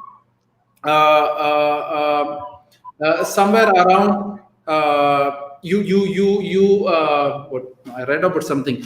Basit, you message Vivek and he will get you and tell you how to be part of this face-to-face Deek show where you'll be also on the screen, right? So that's the reason. Okay, Basit, or send me a message. Basit, that's not my number, that's Vivek's number. My number is different. So let me know, right? So what happens in social anxiety is that on a longer run, you go and search Google and you tend to believe that you have social anxiety. Then every time you go with that mindset outside, you're going to act as a social anxiety disorder. Right? Now, a person is really, there's a big party. Okay? There's a big party. When he goes into the big party, he gets social anxiety disorder. That's a good example. Yeah. Right? So what would you say if someone has stage fright? He's normal in his own way. That's his weakness. He should work on his weakness. He should work on it and be fine. That's it. That is social. This is what I'm trying to tell people, right? Stage fright is similar form of social anxiety disorder. One, you're standing in front of a group of people. One, you're going within a group of people. But then you can put a stamp on social anxiety disorder, start taking medications with it, start taking all that other things what people shouldn't take and live their life. I have no issues, but I am totally against this mental health concept, right? Because it's all created by the environment. And if there are people and the right people to make you understand that this is how it has to be done, I don't think a thing called social anxiety disorder. Now, there can be 1% of the real people who really go through social anxiety, which means when they go outside itself, they will start shivering and they will fall unconscious. And when they hear about outside itself, they are shivering. Yes, that is at 1% of people who are really clinically social anxiety disorder people, right? But then, how many of you truly have it? No. Even that word depression, right? So shyness becomes social anxiety disorder. It's as simple as that. But shyness is, some people are generally shy people. Let them live as a shy people. Why do you want to make them so open? Right? So what happens, I'll tell you something. What happens if you have a very beautiful artist, okay, who needs pure non-distance of any people, and he starts drawing in the best possible way. He goes outside, obviously he will feel odd because he's staying in a closed room getting this art. You call it social anxiety disorder. Whose fault? And then you Google and you'll go social. What is the symptoms? When you go outside, you feel odd talking to people. When you go outside, you feel some kind of a shivering. You on stage also, when you go, you will feel shivering. For that, you don't have any disorder named. I will name, in case if I want to make a very good business, I will name stage fright disorder and start something new now, right? So, that's how I see it. But yes, the clinical issues are there, but only 1% of the world has it, and not you or me or anyone who can normally talk with each other, right? Yes. So Ashish is having a counter question statement. If Google can give you disorder, it can help you find where you are in order. Are you looking for strength or weakness on Google? It's a statement. Normally statement, my reply is a smile, right? But I know there's a question in that also. Problem is that Google, 90% of the Google is a sales pitch. Even though there's information, it is linked to a sales pitch. It could be a medicine, it could be a profession, it could be a product, it could be a service. Get this point very clear. You're getting information from Google.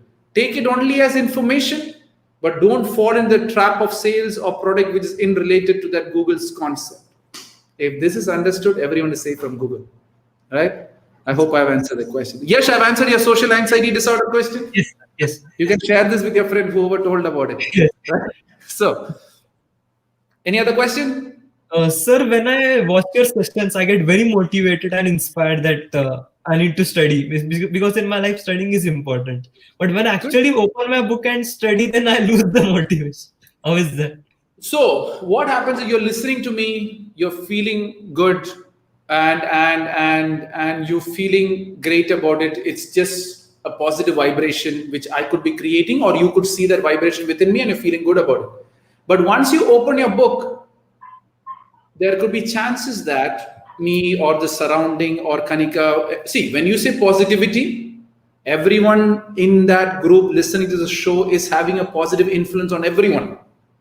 Don't think it's only me. So yes, your energy will be influenced by me, by Kanika, by Vivek, and whoever's sitting on Instagram, whoever's watching on YouTube. It's that complete influence which is making you what you are right now. But once you go and open up the book, you're all alone.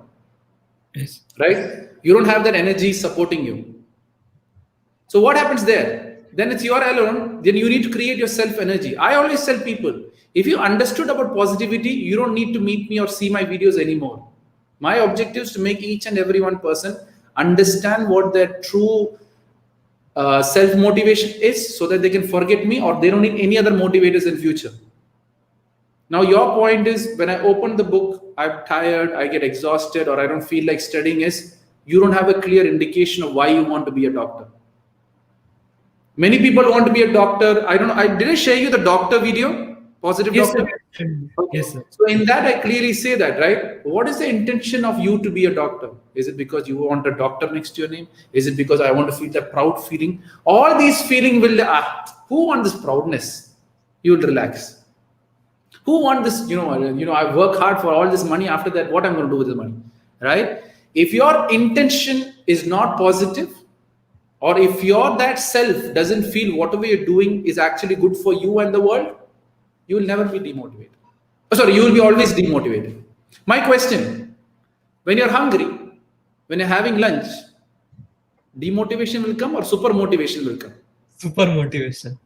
Same thing is like studies also. You should know the value of studies. You should know the value of, like the way you know the value of food and value of hunger, same way there should be some value attached to what you're studying. It could be serving the world, or it could be I could create a hospital, or there is so much of corruption in the medical field that I need. Oh, you're a doctor. I was talking about social anxiety disorder. Good. Okay. So there's a lot of corruptions going on. There's a lot of money making. I really feel bad when doctors just give medications just because they want to make money.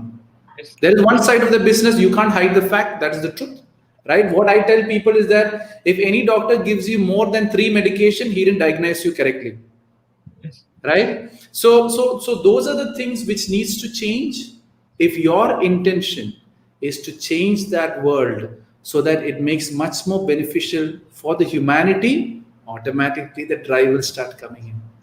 Sir, because when the patient asks the doctor that I have this problem, to a psychiatrist, for example, Yeah.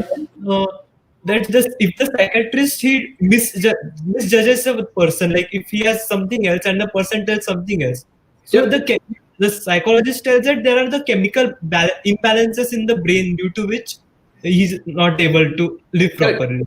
So if he can give a wrong medication, then that his whole system will get messed up. Yeah, so that is what I'm trying, right? For me, 99% of the people don't have any mental issue. They don't know how to manage the surrounding. They don't know how to manage the parents. They don't know how to manage the friends, or they don't know how to manage the environment. So they assume they have these certain symptoms.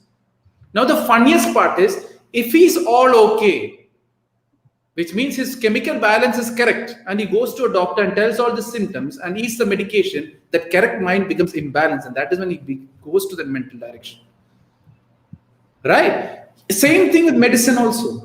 Right? It's not only mental stuff. Even whatever medicine you take, if you take it unnecessarily, when your body doesn't have that, assuming, like, for example, you're a doctor, right? You can think that my hand is hurting, it'll start hurting.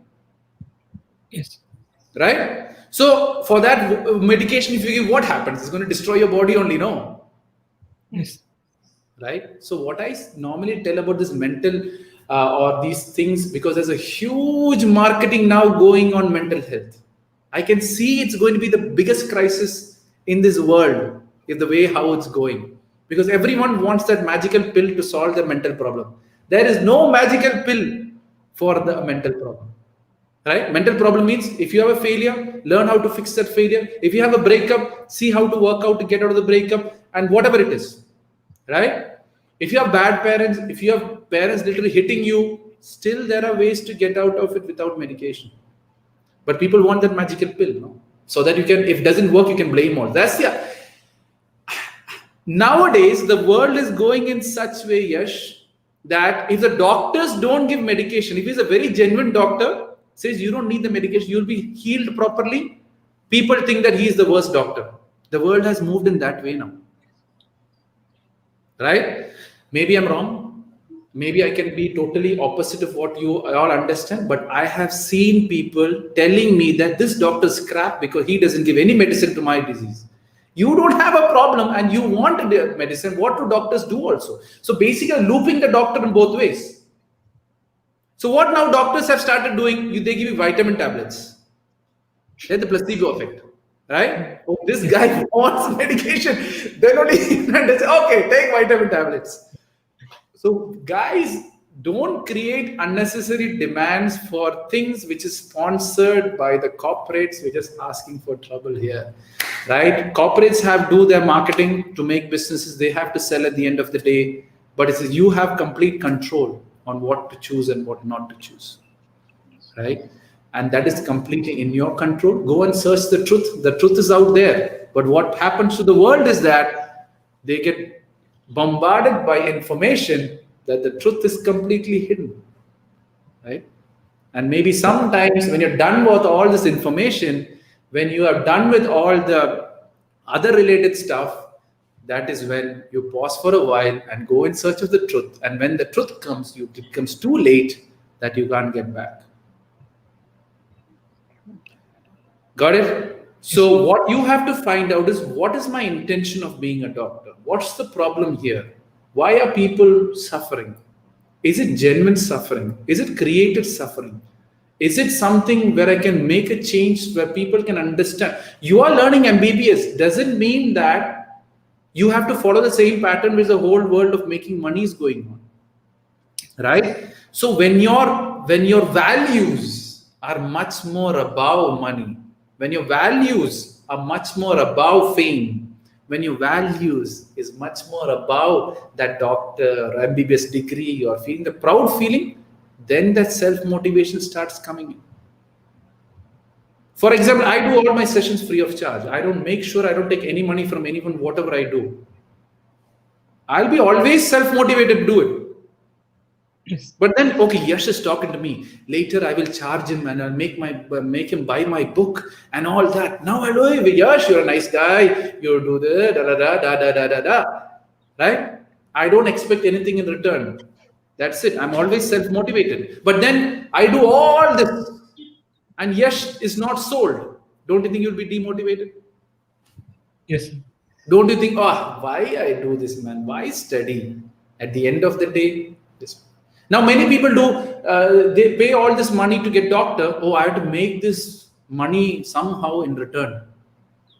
They go all the corrupted ways to make the money also, right? So first of all, love that profession which you're doing. You're doing such a great cause. You're doing such a great profession. Feel proud about it, right? Feel more respect to that profession. That value which you're going to give to the world. Once you're focused on that, you will be self-motivated, because every word you're studying is saving a person's life. Don't you think your studies is much more important than that? Yes. People ask me this question: why do you all travel all the way into India and give sessions in colleges completely free of charge? You know what's my answer I give them? I pay the money, I pay for the ticket, I go and give all these sessions. If I could save one girl or one boy from suicide, my travel is very small compared to that one life.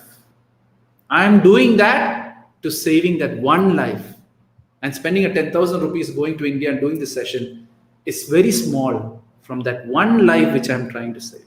So whatever you're studying right now, every word which you're studying is that life. So when you open the book, oh my God, I am saving lives here. I'm going to guide people to the right medications as needed. I'm not going to be that corrupt way of making money. I'm going to make the genuine, even though I might not paid high, I'm not there to save life. Don't you think your studies is much more important than any studies in this world? Yes.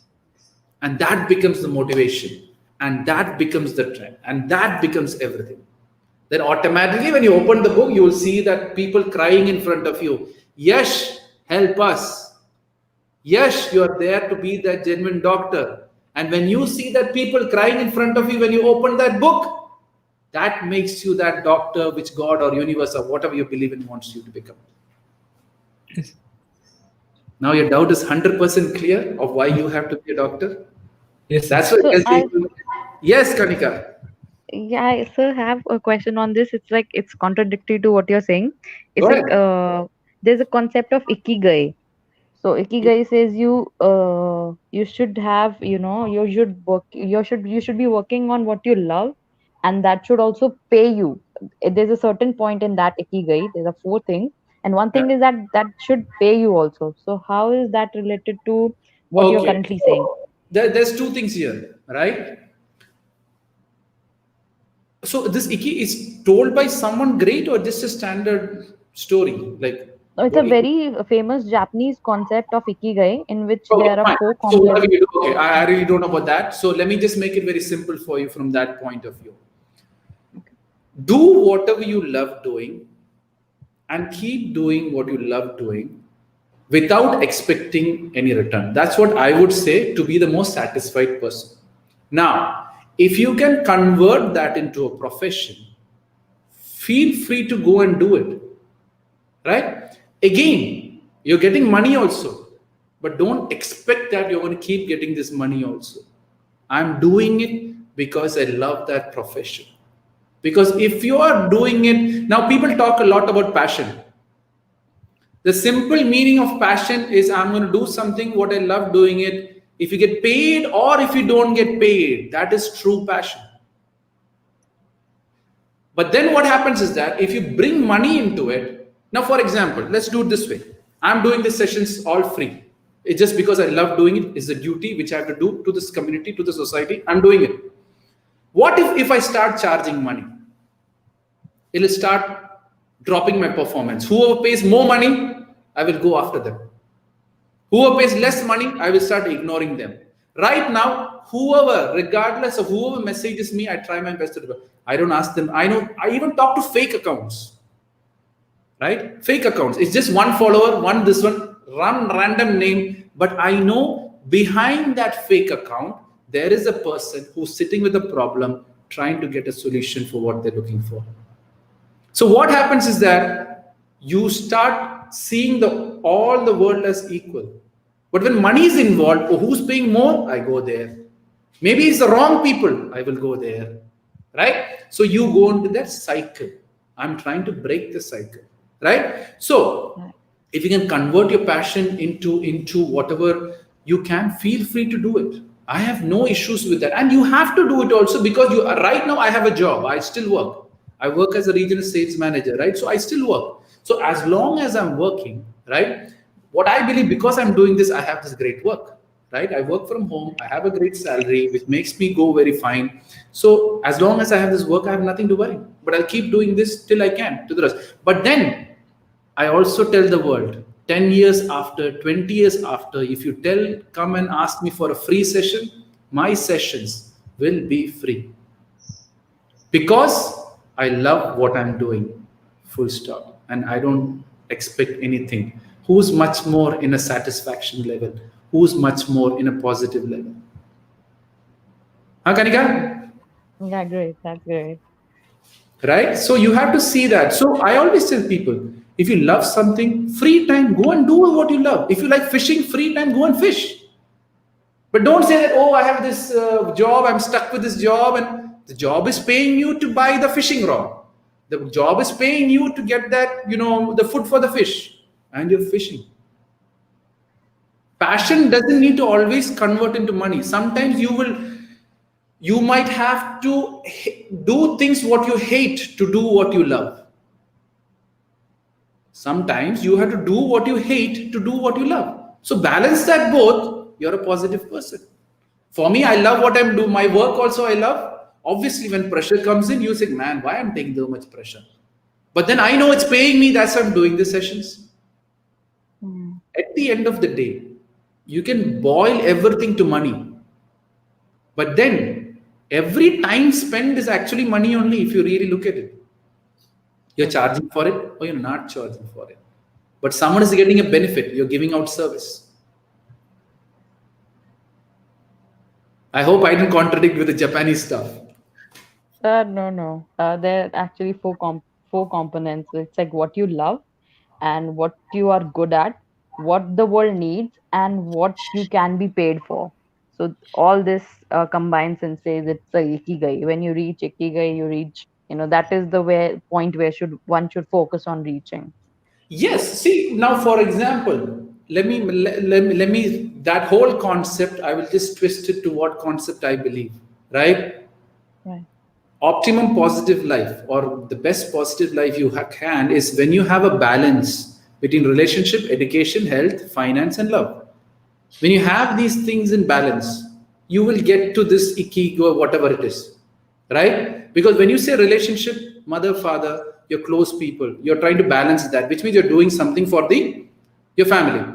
Now, when you start doing for your health, you're taking care of your health, your education, your learning of whatever you want to do. One, you're doing what you don't like. The other one, you're doing what you love. Is based on all education. Whatever you love also, you need to improve the craft. You need to keep improving on that, right? Obviously, when you have your relationship, education, health in sync, money has to come. And then love is a universal thing, or your husband or future loving God or whatever comes into that picture, you will reach the same concept which they are also talking about.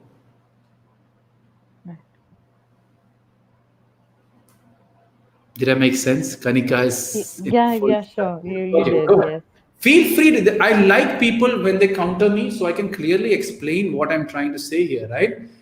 As I said, counter me in whichever way you want. Don't just say, oh, he's just saying one thing, I'll just sit and listen. I don't want that. Whatever doubts you have, feel free. As I said, meet me once, talk to me once, clear all your doubts from birth to death, and that's it. Forget me. That's what I tell people. I know Yash is all figured out. Kanika, any more questions?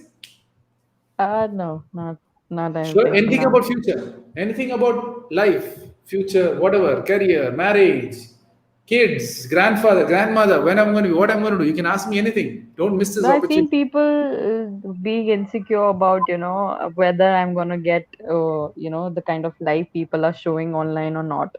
So I suggest people that it is the moment they are sharing. It's not their whole life. It's like I'm happy. It's my birthday. I've taken a picture.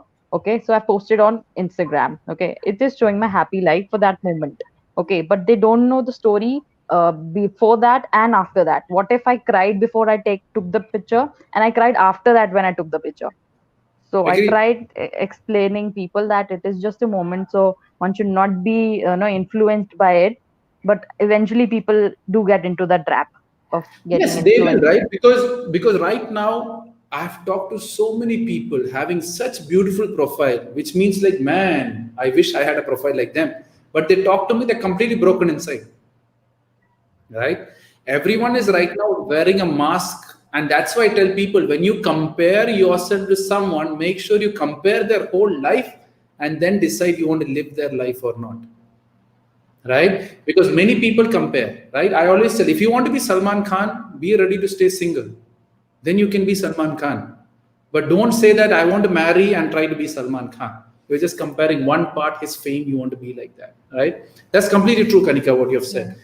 The world has gone so fake just to show and prove world that they are happy, but whole family is actually fighting around it, right? Yeah, perfectly right. I agree. That's what I would say. This social media is like just 0.01% of what you show to the entire world.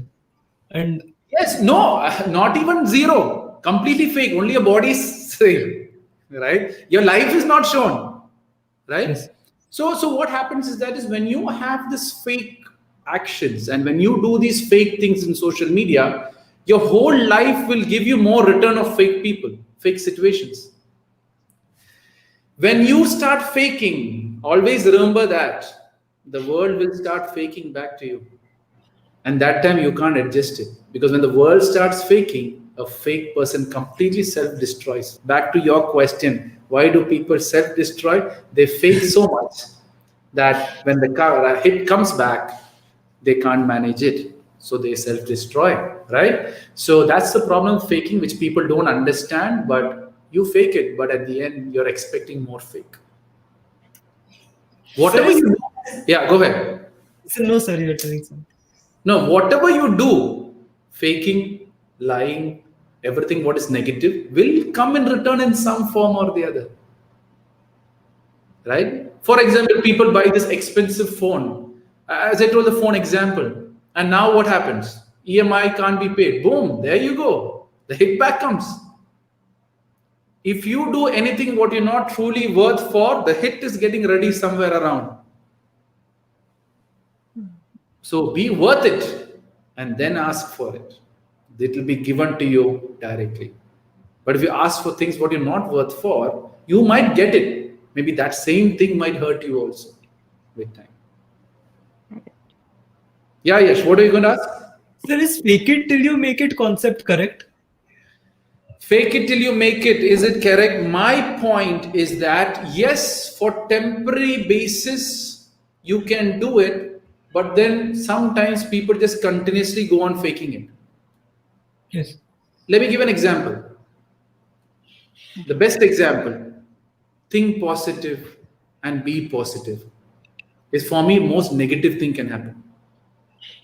When some problem is coming, smile, no, fake it. Right? Your problem is coming, learn how to fix it. Not fake it with a smile. But someone calls you a bad word, happily give a smile back, that is okay. But not suppressing and giving the smile back is working against you.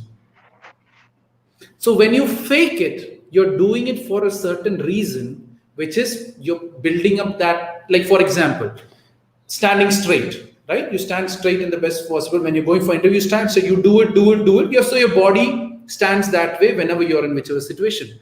That is good. But the point is that if your body is not made like this, you fake, slowly your back will start hurting also. So what you need to do is faking temporary is okay. But then how long can you fake? When your true character comes out, you will lose that battle. It is not fake it until you make it. Initially you can fake it. But make sure you grow also in the faking, right? For example, some people are there, you put all the money on these posters of let's say money, you stick all money every year, all these, money bringing stuff, you'll keep, that's all faking it. If you are worth as a millionaire, automatically millions will come to you with time. But first you have to be a millionaire. You have seen people, they get a lottery, they win the lottery, after 10 years, all their money is gone. Yeah. Why? Because they don't have the energy to hold on that money.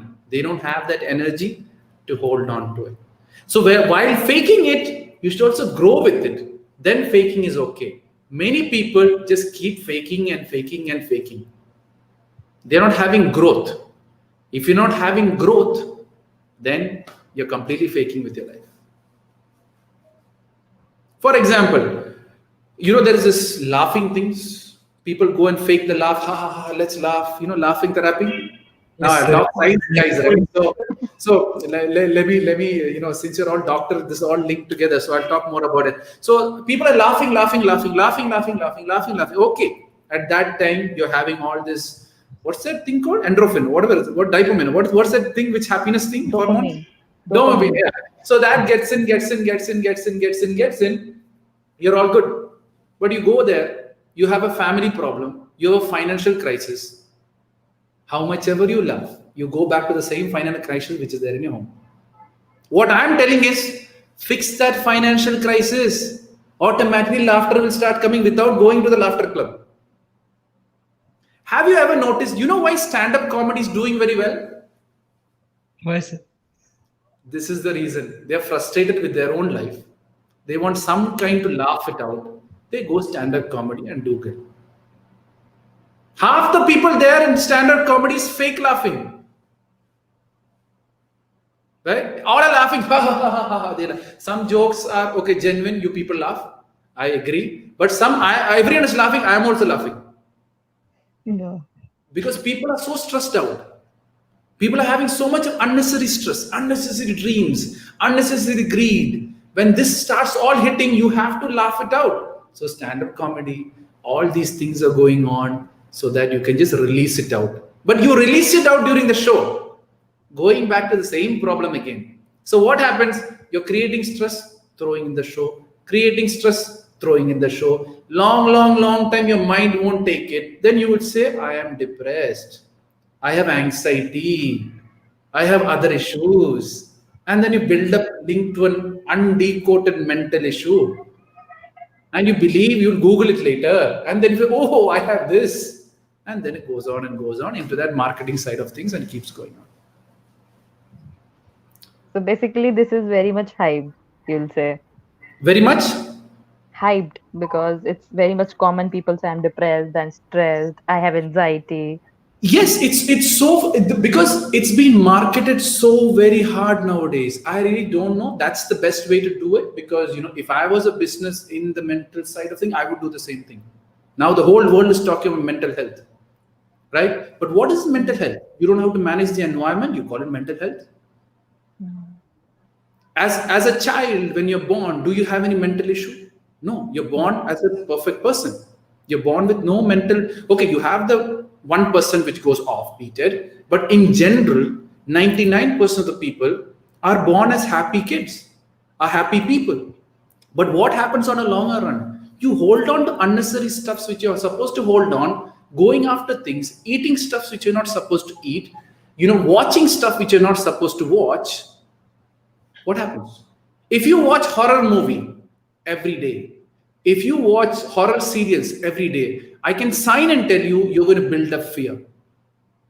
Full stop. You're going to build up fear because you're just unimaginarily creating this ghost for the next. You watch a movie for 3 hours, another 3 days, this unimaginary ghost is there with you. You get feared. You build it up, build it up, build it up, build it up. After some time, you mature with this, the ghost concept. You will pick on to my children might get lost. What if my husband dies? What if I get this disease? What if people leave me and go? The fear has to transfer. Once you've created the fear energy within you, it has to transfer. Right? So it picks something else over time. Right? And the thing is, you get a lot of attention, right? Oh, I have this mental health. If you can't solve problem, depression. First, people message me, sir, I'm depressed. I said, who told you you're depressed? No, I Googled and found out. And oh, you found Google and you're so, qualified that you can decide yourself you're depressed. Till now, I've talked to many people with this topic related. If there is 10 people I'm talking to, only 1 or 2% have met the doctor. Remaining all have seen Google and decides that they have depression. And the funniest part is, if you believe you have depression, that's the first step towards that mental health issue. And when you Google it, 90% of the people will fall into the trap of depression, believe they have depression. That is the start of their mental health issues. That's what I have seen. I've talked to many kids who have got out of it. I've talked to many kids who's going to doctors, stop their medication also. Their will, I don't tell them stop it. I tell them to make them understand the concept. It's your wish. I only tell people what they're supposed to know. What you have to do is your call and your wish. Yes. Right? Right. So this depression thing is all a made up stuff. Only 1% who have this clinical depression. And look at the smart medical field. Clinical depression is generalized as depression. Right? But if you go and open the dictionary, depression means sitting at a sad state. What is sitting at a sad state? When you expect something, it didn't happen, you feel sad. And you say you're depressed. That's a normal process of any human life. A child falls, trying to stand up, he falls, he feels bad about it. But then my question here is that, he's feeling bad about it. Do you tell the child is depressed? But when you become an adult with all the stress and when you have a failure, oh, I'm depressed. Right? And you go on linking with, oh, you're worried about your future. Oh, I have anxiety disorder. Have a good plan about your future. Anxiety disorder is gone. Have plan A, plan B, plan C, plan 4.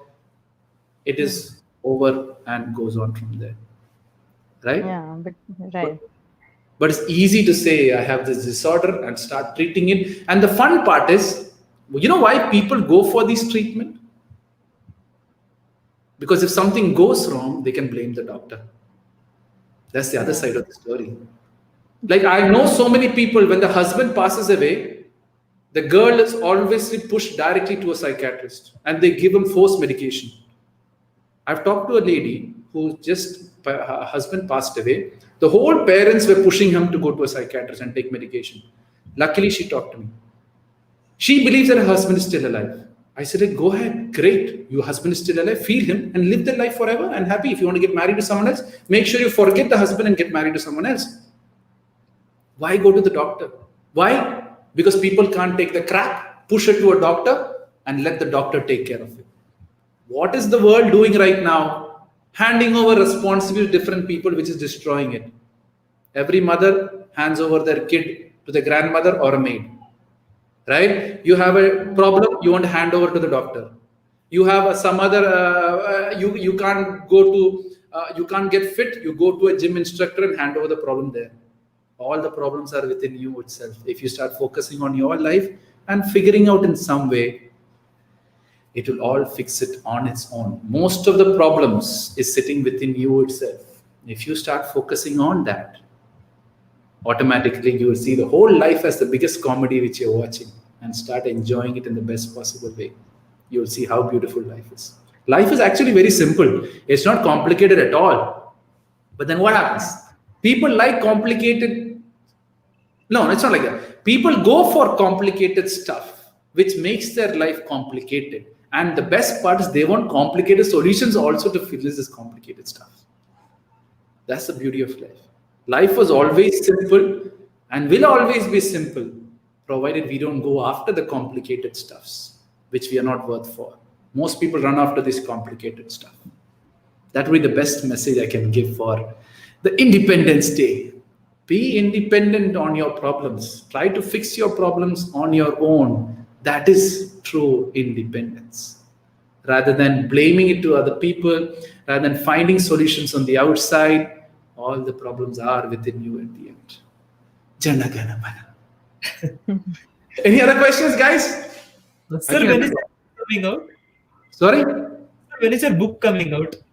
My book coming out, I've already started. No, see, there's so many, there are so many ideas for my books actually. I have a book which is half written, How to Get a Job with Positivity, right? There's one more book which is about over-attachment, of different attachment with people. And there's one new thing which I found out, which is the easiest way to get out of it is, I have a lot of Q&A which I've done, which many people have volunteered to transcribe it into text. So that's a very quick thing for me to do. So I already have it. So anytime in this month or next month, I would be releasing it on Amazon or Kindle, right? Because I've answered a lot of questions and most of my sessions are Q&A. And so that would be always converted into book. And the other problem is most of the stuff which I do is driven by you people, right? I do these shows because people ask me for it.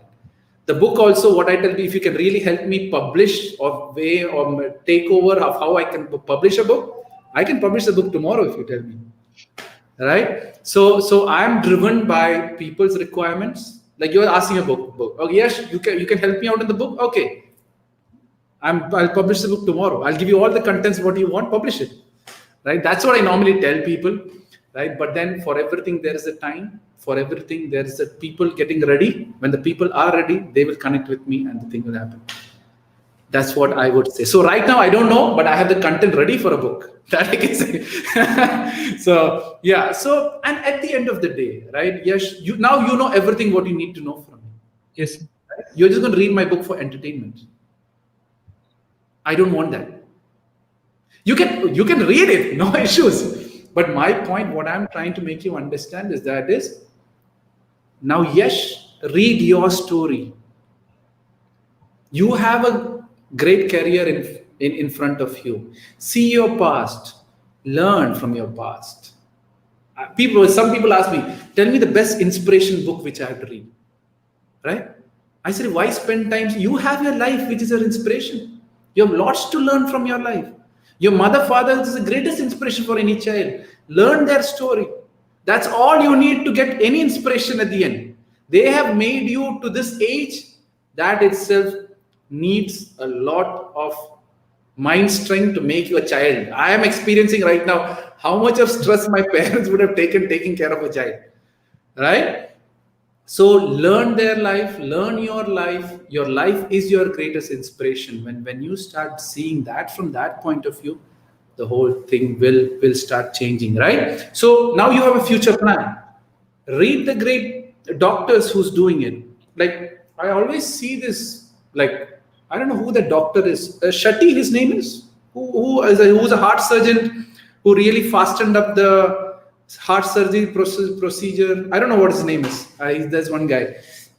So learn about more doctors who have made a difference, right? Read about, because you don't need to read about me. You don't need to read my books at all. What you have to read is the doctors who have made a difference in the society. Not by making money, but making a difference. So your point is, who is these doctors who made that difference? Who is these people who influence people? Who are the doctors who still being remembered? What do they do? What can I do so that I also be a part of that universal doctor system rather than being an MBBS doctor certificate? Oh, take these medications and you're good to go. You see, the problem is when you're getting a doctor, you don't know normally what I say, doctors and teachers who normally serve the society are already blessed by God. Make sure you take it in the right direction. That's what I normally say, right? Because you're doing a profession which is quite important for the survival of the humanity at the end of the day and the growth of the humanity. One is taking of survival, one is taking about the growth. So yeah, I think I've talked too much about your life today, right? So what you need to do is instead of finding a book, you read my book, no issues. It's a good entertainment. Whenever very, very, very, very, very free time, you can read it. But your point is to find the greats, find the great doctors who made a difference and read their story. See if we can have learning experience from them. That is much more valuable than following me or reading about me. Did that make sense? Doctor.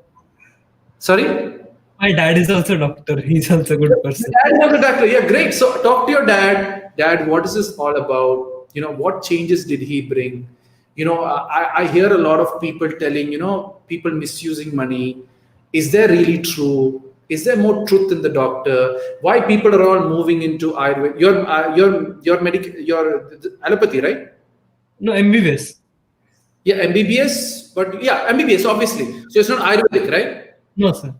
Okay, why people are moving towards Ayurvedic? Is there a problem in the system? So those are the things you got to find out.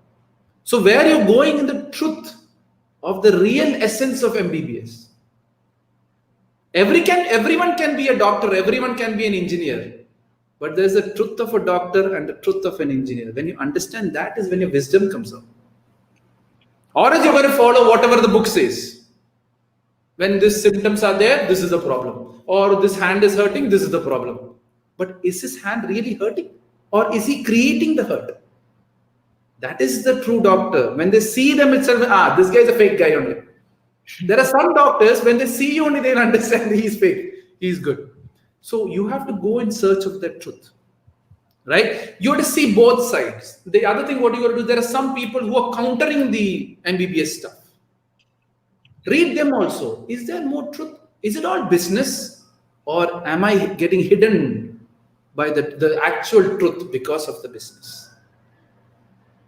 Then you become the genuine doctor. Maybe you might not make more money, but then I don't know, Kanika, or you are talking the value when you leave this world, the value which people pray that, yes, doctor is some doctor who have actually changed our family. That is all you need to have a great, happy life. One person's genuine prayer is good enough to flip your life. And that is very easy for a doctor and a teacher. Right? Yes. I hope I've given you a completely different outlook about how a positive doctor should be. Yes. Got it? Any other questions? This is the longest talk I've ever done. I don't know, I was in complete flow at the end of the day, but I make sure once I connect with someone, they should never call me again. Right? So I know Yash should never call me again. Right? Kanika, your doubts are good?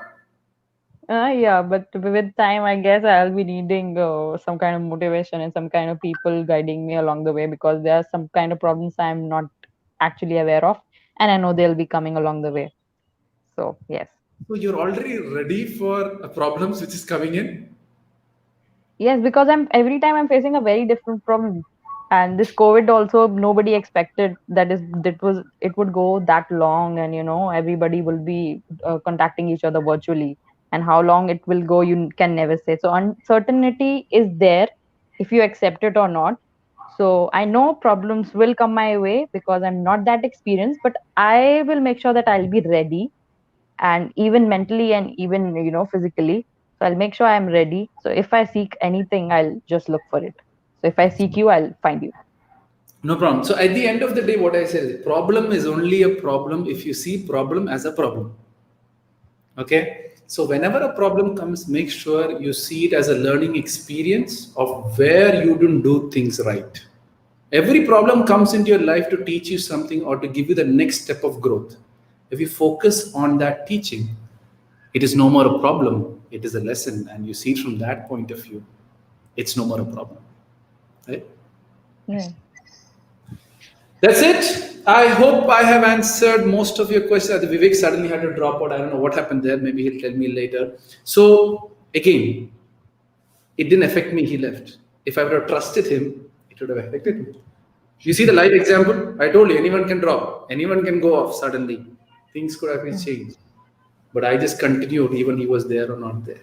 So that's the beauty of life. The day... Kanika, get this point very clear. I think this is all most of them. The day you stop expecting from the world, your emotional balance is completely in your control. If you understand that, no one can control your emotions or your mind at the end of the day. True. Okay. Yes. Thank you, everyone. Thank you, Yash. Thank you so much. Thank you, Kanika, for being this 2 hours. I think 2 hours is a precious time you guys have spent with me. So let me just sign out and thank you again for being a part of this. I hope you have learned a lot, or just yes, definitely. Thank you so much for inviting us. My pleasure. Okay, then so I'll just sign out, and if you want to stay here, you can talk to me personally if you want to, or you can just leave this show and go whichever way you want, right? So okay. Let me just close YouTube and Facebook first.